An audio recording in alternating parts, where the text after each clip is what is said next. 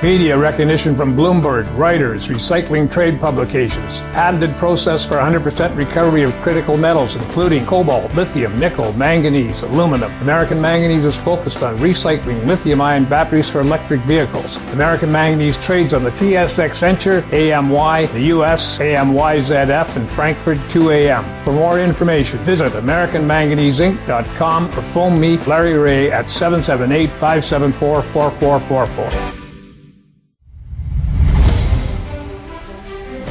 Welcome to the Goddard Report. Comments made on the Goddard Report and TalkDigitalNetwork.com are an expression of opinion only. Here is Jim Goddard. My guest is Jordan Bateman, Vice President of Communications and Marketing for the Independent Contractors and Business Association in BC. His website, icba.ca. Welcome back to the Christmas edition of the show, Jordan. And the last time we chatted, we did the naughty list. I think we've been about 7 years of doing that. And so we have 7 years coming up at this moment of the nice list. You have 5 items. So let's start off with number 5. And I already know and I already guessed right who number 1 is. But let's start off with number 5 on the nice list. Well, number 5 on the nice list, I'm going to give a little tip of the hat to Henry Braun, the mayor of Abbotsford. And, mayor of Abbotsford, Henry's going along, governing his town, running council meetings, doing all that stuff. And then, of course, the Nooksack River south of the border spills its banks, and Sumas Lake reforms. And we get introduced regionally to just a really wonderful person in Henry Braun. He's a mayor who's led with compassion, he's led with communication, he's led with cooperation, and, activated all the resources necessary in Abbotsford.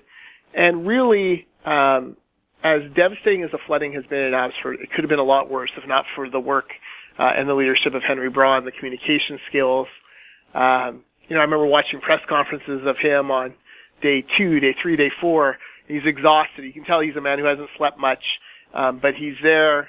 He rallied his community to the Barrowtown pump station, and he really held everything in place until the province finally bothered to call a state of emergency and the feds could get the military out to help. So kudos to Henry Braun. An amazing job in the face of some incredible adversity. And the very people of Abbotsford who rushed to the only pumping station that was keeping the majority of the city from flooding when the government was telling people run away from it. And yet it was the very citizens. And I'm sure if Henry Braun, the mayor, was doing a great job, his staff and all the civic workers in Abbotsford should be very proud of what they did too. Yeah, you think of that day where we got the first pictures of the flooding, and there was a fire at an RV park, a little RV sales area or repair place, in the middle of this lake. And you saw, the Abbotsford Fire Department trying to put it out, basically shooting from the only, road that was high enough in order to reach this.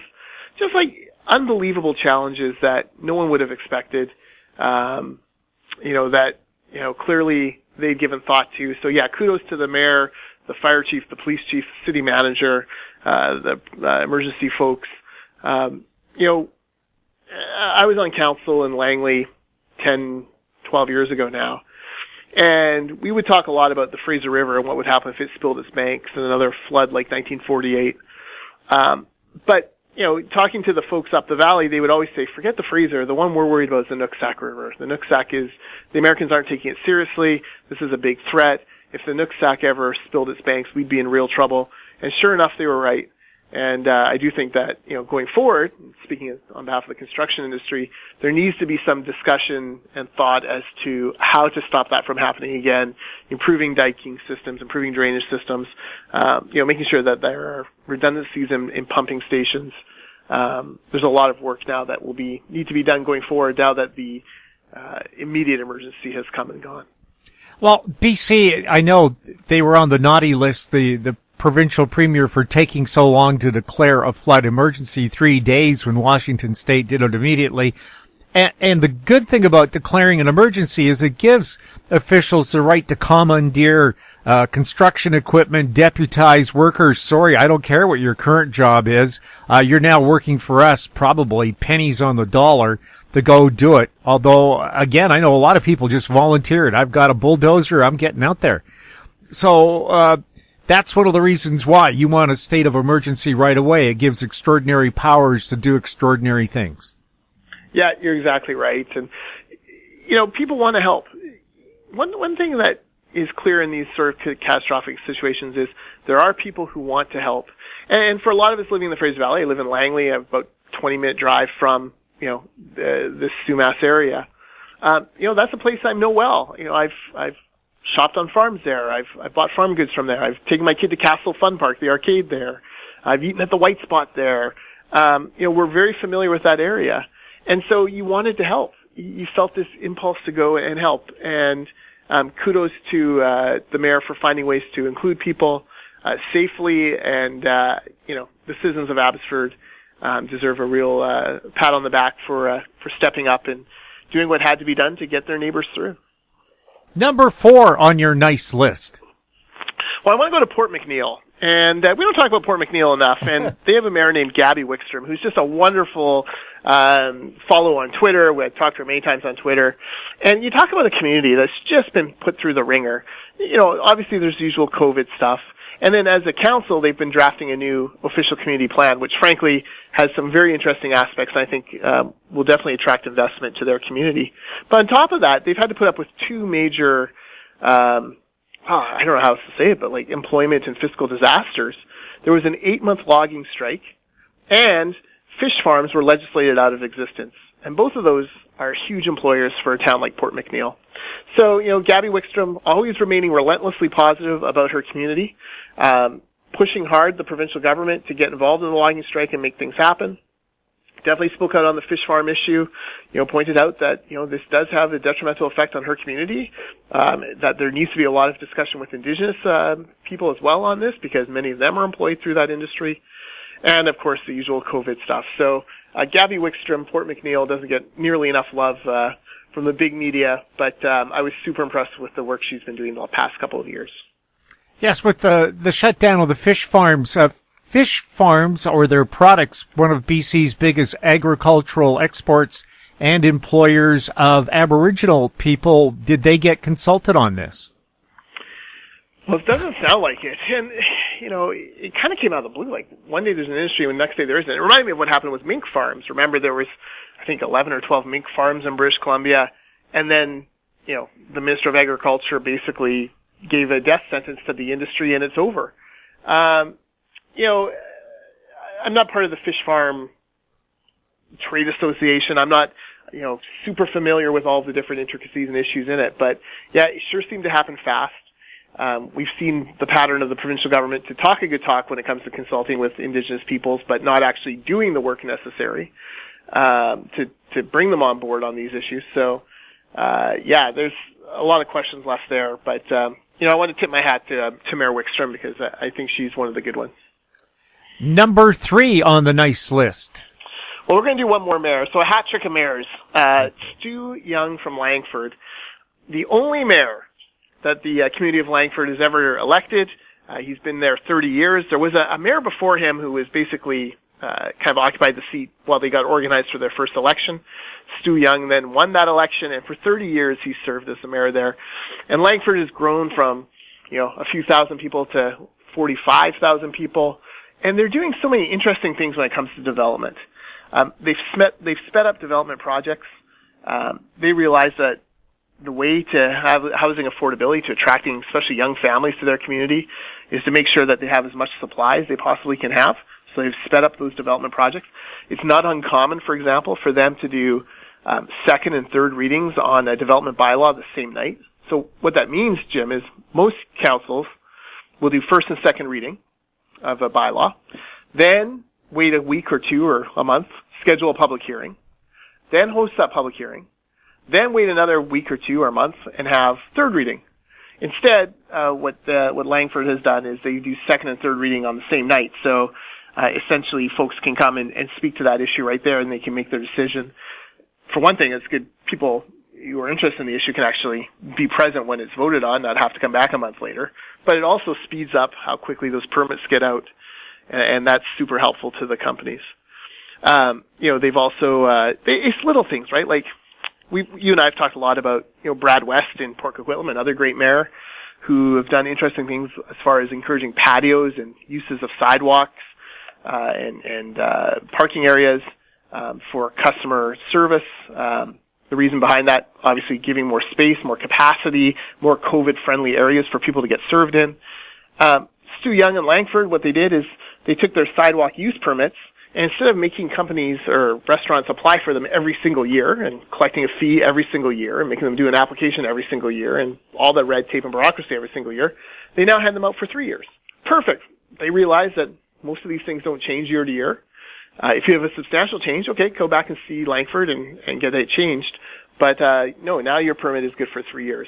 It's just little things like that that just go a long way into building the confidence of a business community, of ensuring that residents get used to the services that are provided. It's just smart little ways to cut red tape, and I got to hand it to Stu Young. There's rumors he may not run next fall. That would be a big loss for Langford. He's a mayor. It's not often that a mayor 30 years can still be called innovative and forward-thinking, but Stu Young definitely fits that bill.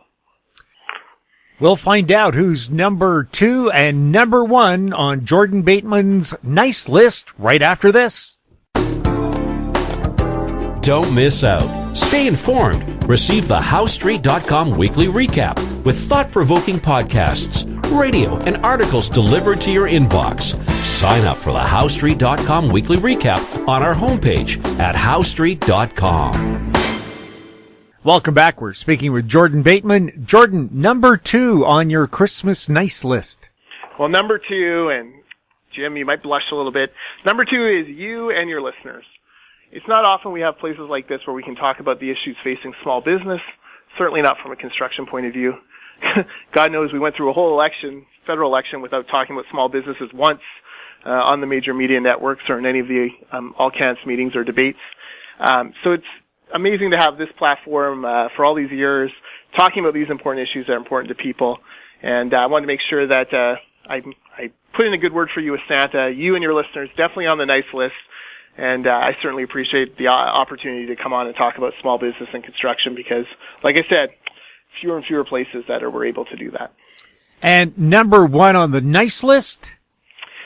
Construction companies. Specifically the construction companies who responded to the mudslides and the flooding and just the unprecedented disasters we saw along our major highway routes. I'll tell you a story about Kiewit. So Kiewit Construction is out there building the Trans Mountain Pipeline right up alongside the Coquihalla Highway.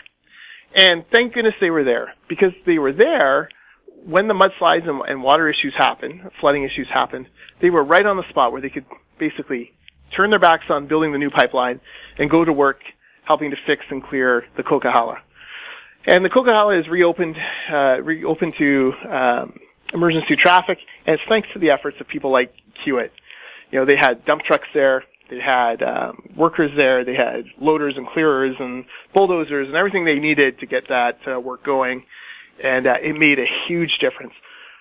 When we first saw those pictures coming from those highways, we thought, honestly, it would be months before they were even open to emergency traffic, and probably years before they're back to normal. Now we're much more optimistic.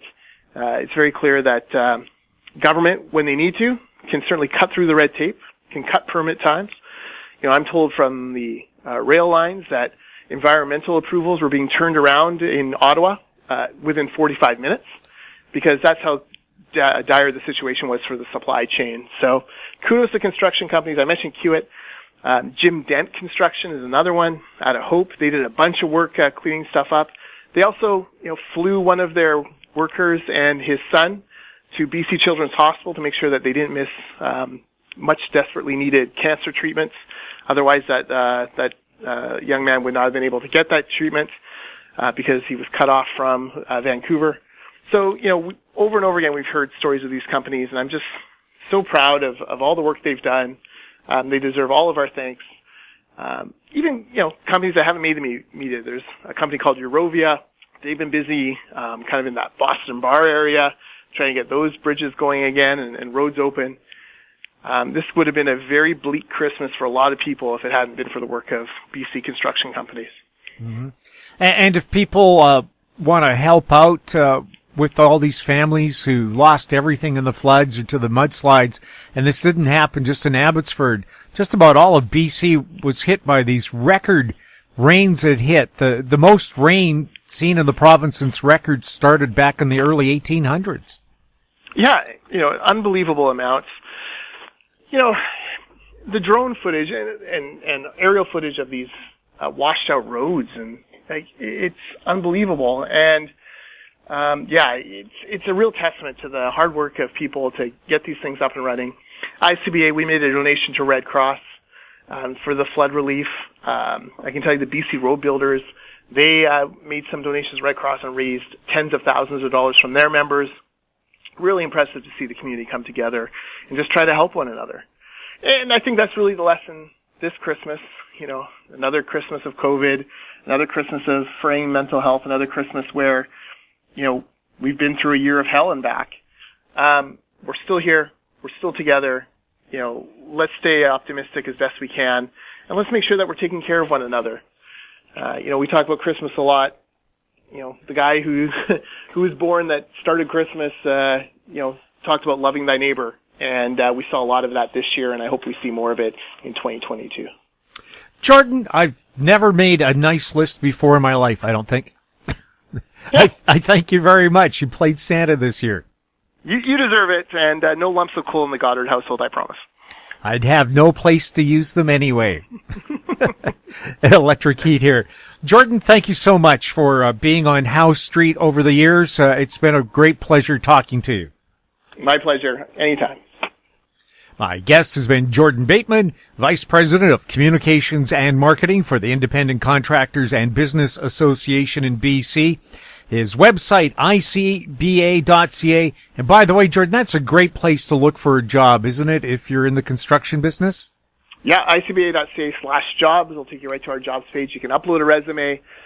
We can have you working by Monday on a job site. Well, maybe not this Monday. It's the day off for Boxing Day, but definitely by Tuesday. Just send us a resume at icba.ca/jobs. You can find us on Twitter at TalkDigitalNet. Our YouTube channel is Talk Digital Network. We're also on Facebook. I'm Jim Goddard. Thank you for listening. Comments made on the Goddard Report and TalkDigitalNetwork.com are an expression of opinion only. The Goddard Report is available online and mobile at TalkDigitalNetwork.com. The Goddard Report is a production of Howe Street Media Incorporated.